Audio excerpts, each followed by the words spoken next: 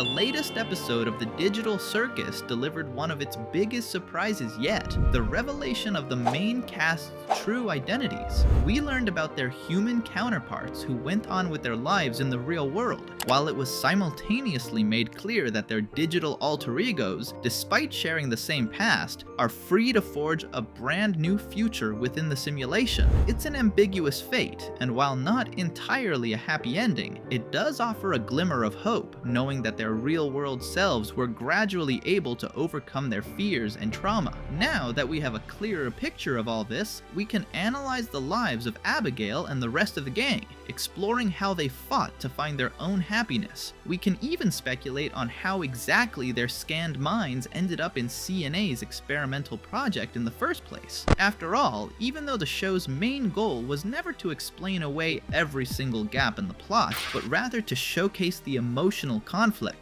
and make us empathize with the trauma of each human trapped in this digital prison, it still leaves us with more than enough clues to theorize. Was Gangle's accident really an accident? Did Zooble finally manage to feel whole? And what exactly was the secret Jax tried so desperately to keep hidden?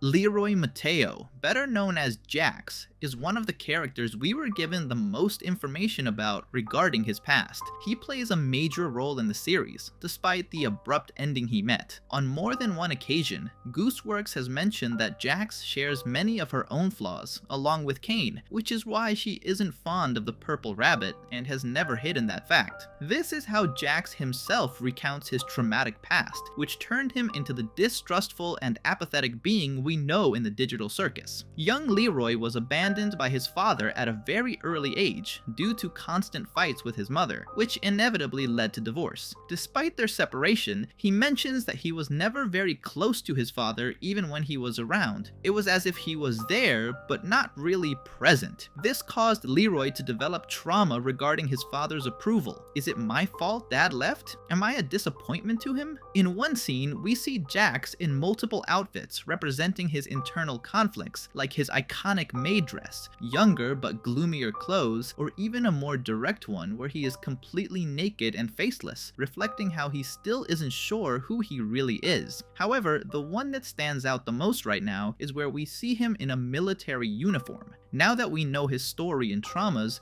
we can be quite sure that Leroy joining the army would be nearly impossible. A strict and controlled environment is hardly the ideal place for someone just trying to figure out what they want. Instead, this could symbolize his trauma tied to his father, who was possibly a soldier. Spending most of his time away from home might have been the biggest hurdle in his parents' marriage. In fact, later on, we see Leroy giving a classic military salute when delivering a package at work. So even though he never joined the military himself, it's quite evident that it has a strong connection to his childhood traumas. The fact that his father was a soldier, and assuming a more traditional family dynamic where the man must be the provider and the strength of the household, seems to feed into Leroy's insecurities. On multiple occasions throughout the series, Jax brings up manliness and acts like a cold, heartless being who doesn't cry over the loss of loved ones, something we know perfectly well is a complete lie. One of the most direct metaphors for this situation is his tail, which he claims is the pinnacle of masculinity, only to immediately realize he's lost it, reflecting how his words don't align with who he truly is. After his father's abandonment, the emotional distance from his mother continued. This constant lack of family presence would stir up mixed feelings in young Leroy, who noted how he never felt as manly as his father, yet when he got angry, he was much worse than him, behaving aggressively and hurtfully, exactly as we saw during his confrontation with Pomni at the end of episode 6. When our environment doesn't allow us to express ourselves and vent properly, all those feelings tend to bottle up until everything explodes in the worst way possible, resulting in words and actions we end up regretting. And that is exactly what ended up happening in this dysfunctional household. In a moment of vulnerability, Leroy told his mother a very personal secret. After all, if a mother, the person who brought you into this world and who should be the safest place to be yourself, doesn't give you enough trust to be vulnerable and honest, then what place is truly safe? Who can you really trust? That being said, everything seems to indicate that Leroy's conflict stems more from feeling that his preferences don't align with his gender. Details like his bedroom, which, despite him not wanting anyone to see it, is where he feels safest and most comfortable. It's a pink room with decorations and details mostly associated with the feminine gender, alongside featuring the colors of the LGBT flag. We can also tell because, despite his embarrassment, he didn't entirely dislike wearing the maid outfit. In fact, in this latest episode, he seems to have found a rather convoluted way to accept this side of himself without actually admitting anything, claiming he does it more for the irony, and that if he were truly insecure about his masculinity, he wouldn't dress that way. It's a statement that, rather than trying to convince others, seems like an attempt to convince himself that he's not doing it for the reasons everyone would assume. Leroy most likely tried to explain all the doubts going through his mind regarding his identity, but being so young and still unaware of all the concepts surrounding the struggle, which is so common nowadays, he might have explained it in such a strange and convoluted way that his mother's first reaction was to laugh. This could have been because he couldn't clearly articulate what he meant, or on the flip side, because his mother was more conservative and closed-minded, quite possible if the father was a traditional military man. She might have thought his whole speech was just the nonsensical ramblings of a kid who doesn't know anything about the real world yet. Regardless of what went through her mind, the way his mother took things wasn't exactly what he expected, as she hugged him, confusing him even more in the middle of such a complicated situation. All this caused Leroy to snap and push his mother away, very similarly to how he pushes Pomni after she hugs him, triggering that past trauma. Unfortunately, his mother didn't get up. Did she die? Later on, we see that she most likely just fainted from the impact. However, fear took hold of the young man, who ran as far away as he could, living on the streets for a couple of months until a close friend helped him out and took him in. Once his life started to improve, he got a steady job as a delivery driver, which we see him doing with great joy and responsibility. We even see him giving that military salute as a cheerful little gesture when delivering a package to a grandmother. A detail that, while potentially insignificant, could also hint that he is beginning to accept his family past and heal his wounds. One last detail about Leroy Mateo is that, as mentioned before, he frequently visits Riley's Zooble's bar. He's mentioned in an article written about the place where the author highlights seeing a delivery guy walk into the bar and head towards a small group gathered by the arcade machines. The article notes how he immediately looked more comfortable and confident being in a place where everyone can show their true colors, adding that the delivery guy is apparently very good at Cruisin' USA, an arcade racing game released in the 90s. This is everything we know about Jax's human version, who, unlike his neuroscan, was actually able to learn from his mistakes and continue discovering who he truly is, without fear of being judged or hurt, surrounded by wonderful people. Abigail Brooks, the show's protagonist, better known as Pomni or XDDCC,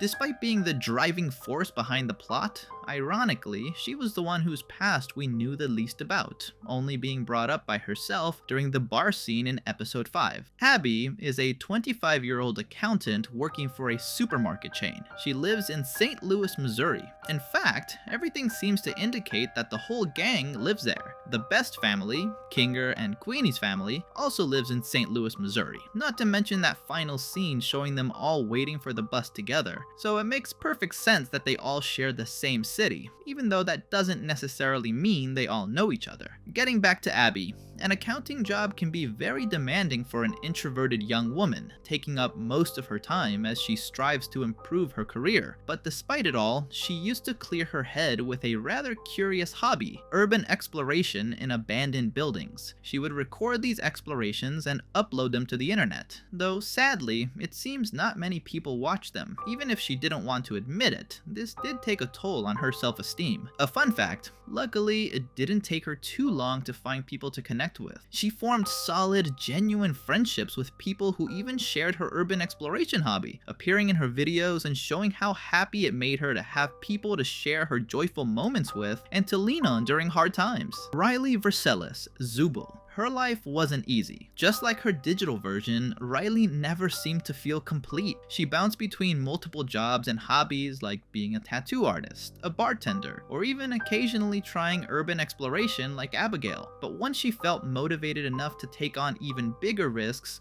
Riley decided to open her own bar, which she named Triangle. This name doesn't just reference her appearance in the digital circus, it has a much deeper background for the LGBT and queer community. In the 1930s and 40s Germany, gay men, bisexual men, and trans women were forced to wear inverted pink triangles sewn onto their uniforms to dehumanize them. However, in the 1970s, gay rights activists reclaimed the pink triangle as a symbol of pride and protest against homophobia. Setting that background aside, Riley's bar, Triangle, became a highly popular spot in the city, turning into the go-to safe haven for the queer community. Riley herself identifies as non-binary, which is the very reason why, unable to find the place where she could be herself and explore her identity with total freedom, she decided to create this idyllic place herself. This is how Triangle would constantly draw in huge crowds, offering classic arcade games, board games, and above all, rather exotic drinks. The main and most iconic one was simply called Experiment. The drink changed every time Riley made it, constantly testing out new ingredients and flavors. Sometimes, Experiment would keep the same flavor for days, weeks, or months, but other times it could change in a matter of hours. This drink is the very essence of the bar's owner, Riley Verscelis. If she ever started feeling like a piece of her life was missing, she simply had to try again and again until she felt satisfied with the result. No matter the concoction, there would always be someone willing to try her experiment, making it a favorite among her regulars, since there was always a surprise waiting for them. In the real world, it doesn't seem like Zooble and Gangle ever met, so their relationship remains strictly within the digital realm. Although anything is possible, and as we already mentioned, Leroy Mateo is a frequent patron of Riley's bar, because as the article states, Triangle is a place you can go when there's nowhere else you can go. And speaking of Zoe Ragavan, aka Gangle, her past was also mentioned a couple of times. In fact, a large chunk of episode 4, The Adventure at Spudsy's, seems to be based on her life as a fast food restaurant manager. But before getting into that, we know from Gangle herself that she attended community college to study graphic design. Unfortunately, her own fears and insecurities made her drop out, and consequently, she also abandoned her hobby as an artist. She opted for a more stable job, likely starting from the bottom and climbing the ladder until she became a manager, trying to convince herself that she was happy with that life. However, an accident would change everything. Actually, it's highly possible it wasn't entirely an accident. We know Zoe is an anime fan, and being hit by a truck and sent to a fantasy world where all your dreams can come true is a pretty common cliche. Therefore, we can't rule out that, out of exhaustion and lack of motivation, Zoe might have thrown herself into the truck's path on purpose.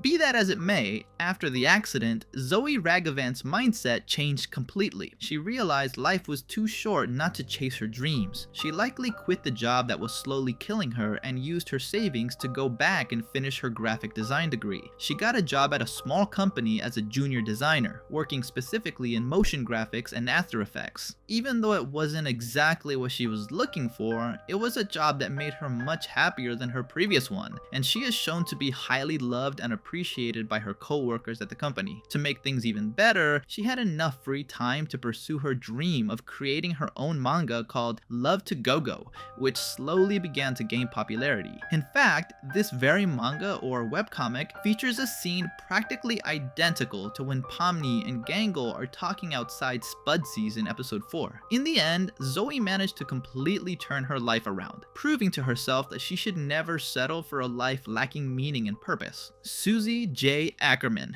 the beloved yet overlooked Ragatha. She seems to have spent most of her life living in a simple town with her family, on a classic wealthy family's estate. And as is very common in these types of environments, the pressure to keep up appearances and status is constant. We know Susie has a phobia of centipedes. Given that she lived in such a highly controlled household, the presence of these bugs probably wasn't common, so she might have experienced a traumatic moment involving them during her childhood. Still, we shouldn't rule out the possibility possibility that her mother used this phobia to keep her daughter in check. During her punishment scene in episode 8, we see a family dinner where the main dish is centipedes. While this might not be literal, it could closely link her mother's abuse to this little insect. And her family environment is precisely Susie's biggest trauma. She actually seems to miss country life a bit, coming from a rich family with vast fields, horses, and chickens, but what she definitely doesn't miss is her mother's abuse and manipulation.